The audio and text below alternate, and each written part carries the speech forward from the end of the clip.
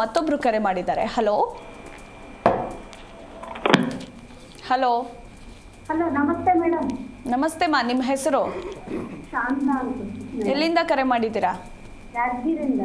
Okay, ಯಾರ ಬಗ್ಗೆ ಕೇಳಬೇಕಿತ್ತು? ಮಗನ ಬಗ್ಗೆ ಕೇಳಬೇಕು. ಅವರ ಹುಟ್ಟಿದ ದಿನಾಂಕ, ರಾಶಿ, ನಕ್ಷತ್ರ ಹೇಳಿ.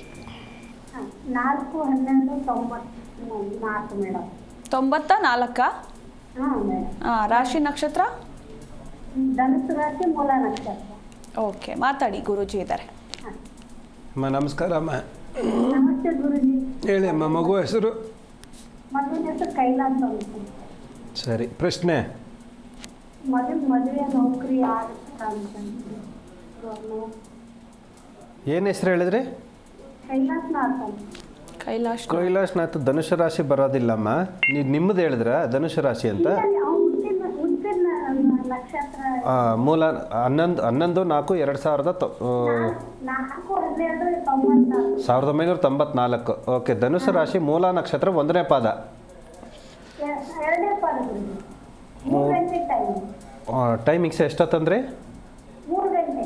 3 ಗಂಟೆ. ರವಿವಾರ. ಹಾಂ ಸರಿ, ಮೂಲ ನಕ್ಷತ್ರ, 1ನೇ ಪಾದ, ಧನುಷ ರಾಶಿಗೆ ಸಂಬಂಧಪಟ್ಟಂಗೆ ಇವಾಗ ಏನು? 2ನೇ ಪಾದ. ಆಯ್ತಮ್ಮ. ಇವಾಗ ಪ್ರಶ್ನೆ ಏನಂತಂದ್ರೆ, ಮಗನ ನೌಕರಿ ಮದುವೆ ಯಾವಾಗ ಆಗುತ್ತಲ್ಲ? ಸಿಗುತ್ತೆ ಅಮ್ಮ. ಸರ್ಕಾರಿ ಉದ್ಯೋಗನೇ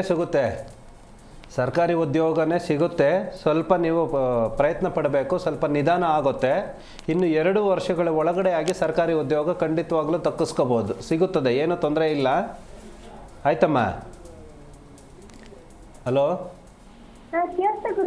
ಹಾಂ, ಧನುಸ್ಸು ರಾಶಿಗೆ ಸಂಬಂಧಪಟ್ಟಂತೆ ಇನ್ನು 2 ವರ್ಷಗಳ ಕಾಲ ಬೇಕಾಗುತ್ತದೆ. 2 ವರ್ಷಗಳ ಒಳಗಡೆ ಆಗಿ ಉದ್ಯೋಗ ಅನ್ನುವಂಥದ್ದು ಲಭಿಸುತ್ತದೆ.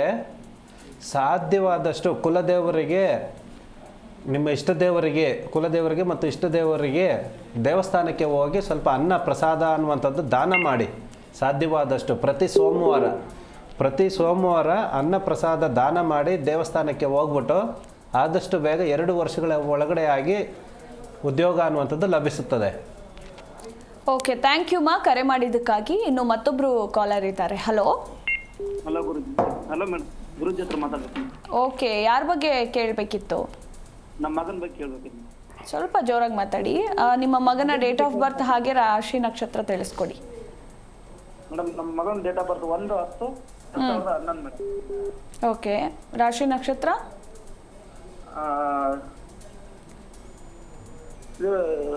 ರಾಶಿ ಗೊತ್ತಿಲ್ವಾ? ಪರವಾಗಿಲ್ಲ, ಮಾತಾಡಿ, ಗುರೂಜಿ ಇದ್ದಾರೆ.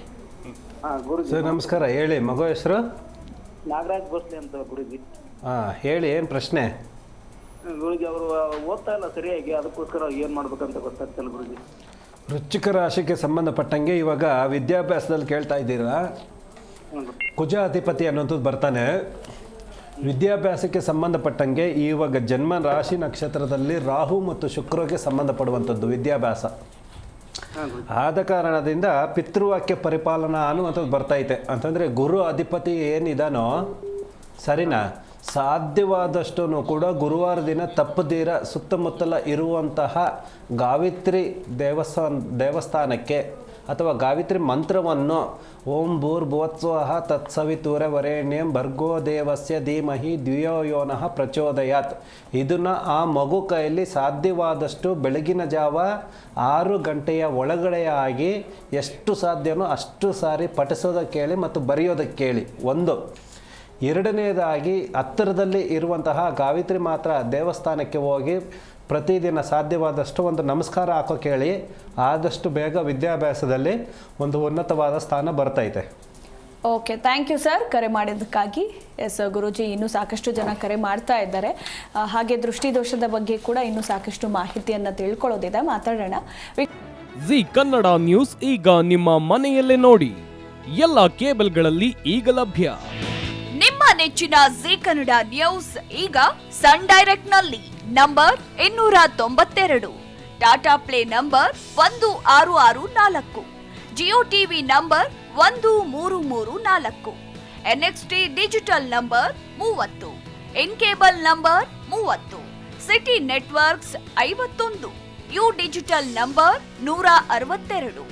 GTPL number 17, Rockline telecommunications number 42, Shri Basaveshwara cable number 168, rural cable network 60, Vinayaka digital 57, Abhishek cable 821, city channel 53, Siddeshwara cable network 57, ವಿ4 digital infotech 628, Surya digital networks 53, Gajanan digital number 836, Malnad infotech private limited number 56, Metrocast number 830, victory digital number 167ರಲ್ಲಿ ನೋಡಿ ಆನಂದಿಸಿ.